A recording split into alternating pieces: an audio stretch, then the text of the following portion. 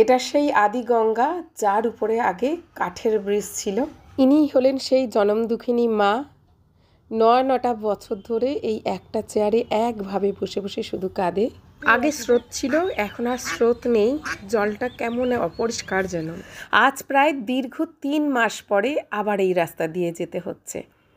দীর্ঘ ৩ মাস? হ্যাঁ, কারণ প্রত্যেক মাসেই যেতে হয় এইখানে। কেন যাই সেটাই তোমাদের সাথে শেয়ার করব। আর এই যে চলে এলাম সেই ব্রিজের উপরে। এই ব্রিজটা আগে ছিল কাঠের পুল, নড়বড়ে ভাঙাচোরা, যেতে ভীষণ ভয় করত। ছোটোবেলার অনেক স্মৃতি এখানে। আর এই যে বিকালের পড়ন্ত রোদে এত ভালো লাগছে। আর এখন বাজে প্রায় 5:30, আর চারিদিকটা মানে লাল আভাতে ভরে গেছে। সূর্যটা অস্ত যাচ্ছে আর তার আলোতে চারিদিকটা একটা লাল লাল ভাব, মানে এত ভালো লাগছিল কি বলবো। তো পুলের উপর থেকে চারিদিকে এত সুন্দর, এত সুন্দর। আর এখানে এলে, এই পুলের উপরে এলে মানে সেই ছোটোবেলার কত যে স্মৃতি মনে পড়ে যায়।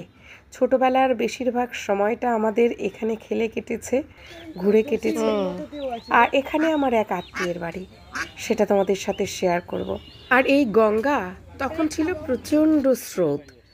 স্রোতে একটুও কচুরিপানা ছিল না, জঞ্জাল ছিল না, কিছুই ছিল না। তখন যেন একটা গতিতে বয়ে চলতো।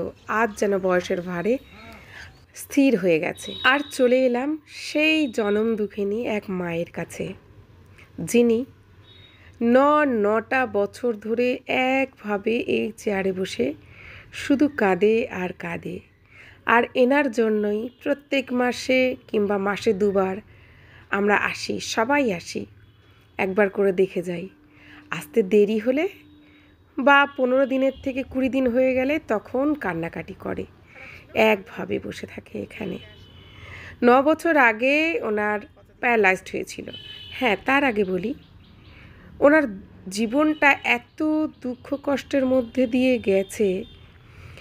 9 বছর বয়সে বিয়ে হয়েছিল, তার আগে 5 বছর বয়সে বাবা মা দুজনেই মারা গিয়েছিল।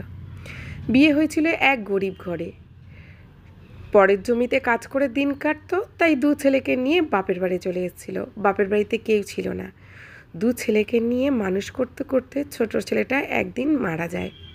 বড় ছেলেটার হাত ধরে যখন একটু সচ্ছল হলো, মাটির কুড়ে ঘর থেকে এই যে একটা ইটের ছোট্ট ঘর করলো, ঠিক তখনই 9 বছর আগে হঠাৎ করে ওনার স্ট্রোক হয়ে যায়।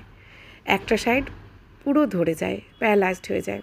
আর তখন থেকে এইভাবে বসে শুধু কান্নাকাটি করে, শুধু কান্নাকাটি করে, আর আমাদের আসার অপেক্ষা করে। অনেকটা সময় মাসির সাথে কথা বলার পরে পাশের গ্রামে আমার বোনের বাড়ি, সেখানে একটু তার সাথে দেখা করতে গেলাম। মাসিমণি কিছুতেই ছাড়বে না, তবুও পাশের গ্রামে ও রাগ করবে, তাই আধ ঘন্টা সময় বের করে বোনের সঙ্গে একটু দেখা করতে গেলাম।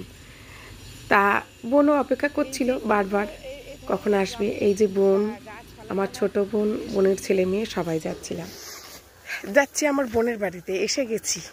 আমার কথা তোমরা বুঝতে পারবে নাকি জানি না, অবশ্য আমার গলাটা ভীষণ ডিস্টার্ব করছে।